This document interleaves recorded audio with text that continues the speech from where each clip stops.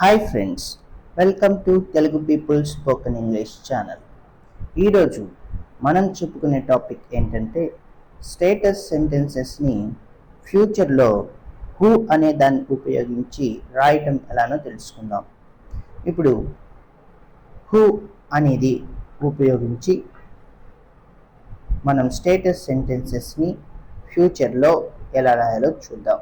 మనకు తెలుసు హూ తర్వాత పాస్ట్ కానీ ప్రెజెంట్ కానీ వచ్చినప్పుడు వెర్బ్ వస్తుంది, ఆ తర్వాత పర్సన్స్ వస్తాయి అని మనకు తెలుసు. ఇది ప్రీవియస్ క్లాసెస్లో చూసాం.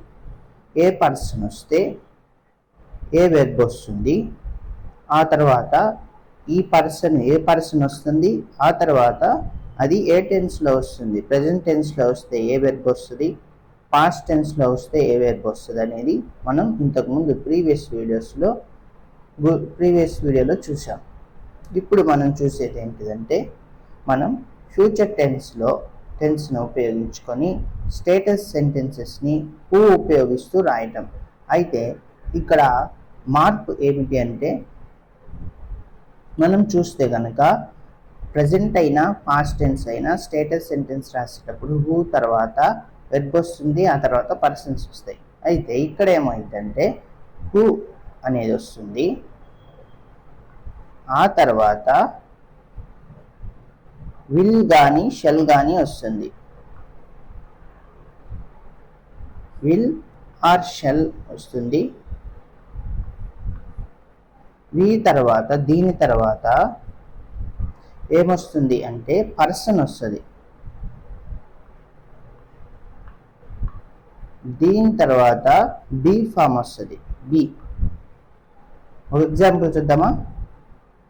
ఇప్పుడు పర్సన్ ఐ ఉపయోగిస్తున్నాను, ఇక్కడ ఉపయోగిస్తూ హూ ఉపయోగిస్తూ ఫ్యూచర్ టెన్స్లో రాస్తాను. ఏమైతే చూద్దాం.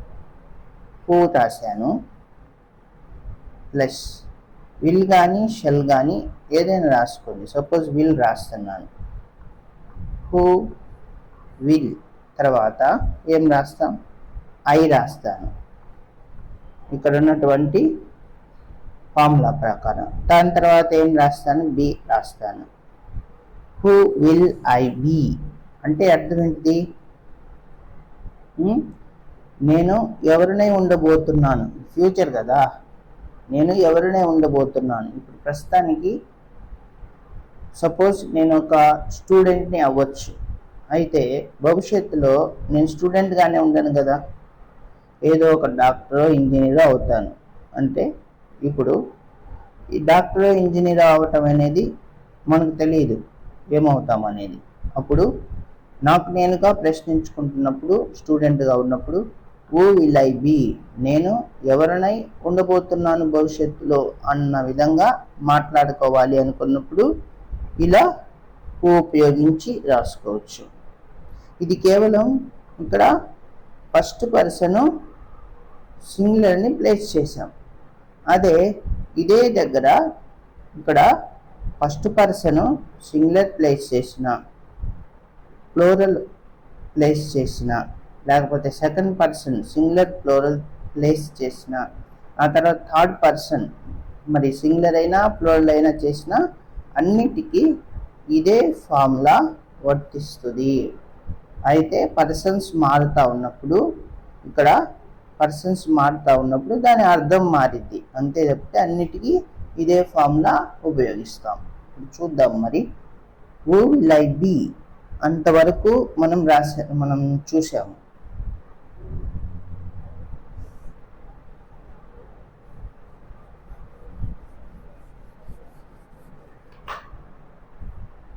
ఇప్పుడు చూద్దాం. హూను ఉపయోగిస్తున్నాను.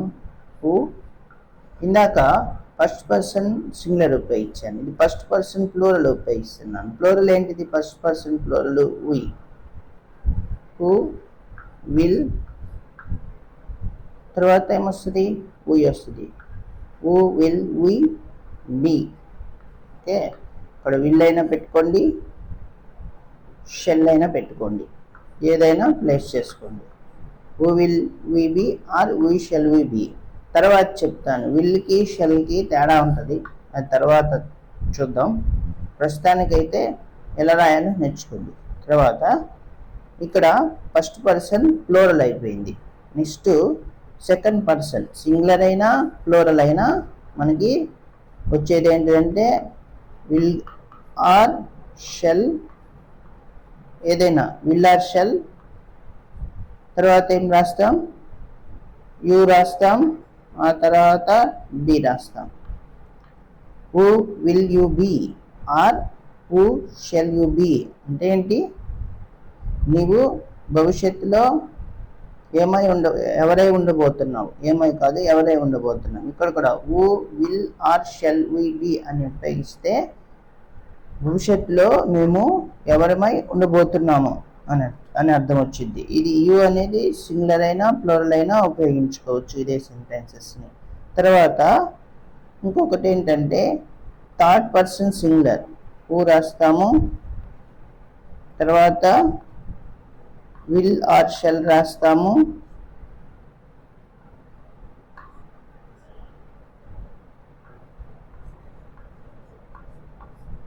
దాని తర్వాత పర్సన్ అయినటువంటి థర్డ్ పర్సన్ సింగులర్ అయినటువంటి హీ కానీ షీ కానీ రాస్తాము, ఆర్ ఇట్ కానీ రాసిన తర్వాత ప్లస్ తర్వాత బీని ప్లేస్ చేస్తాము. ఒకసారి చూద్దాం. Who will he be or who shall he be, otherwise who will she be or who shall she be, otherwise who will it be or who shall it be అంటే ఏంటి?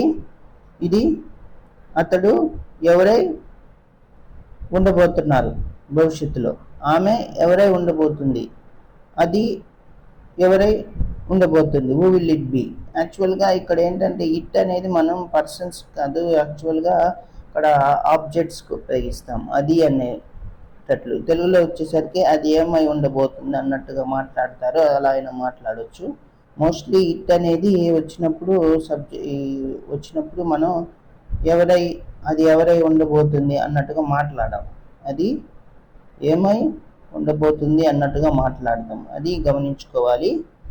Who will it be, ఒకవేళ who will it be అంటే ఇక్కడ it అనేది who అని ఉపయోగించామంటే ఇక్కడ it అనేది అర్థం ఏంటంటే అది పర్సన్ అని గుర్తుంచుకోవాలి. కొన్ని సందర్భాల్లో అలా కూడా వస్తుంది.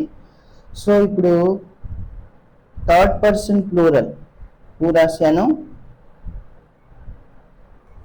ఇక్కడ థర్డ్ పర్సన్ ప్లూరల్ చూస్తే హూ రాశాం, తర్వాత విల్ కానీ ఆర్ షెల్ కానీ రాస్తాము, ఆ తర్వాత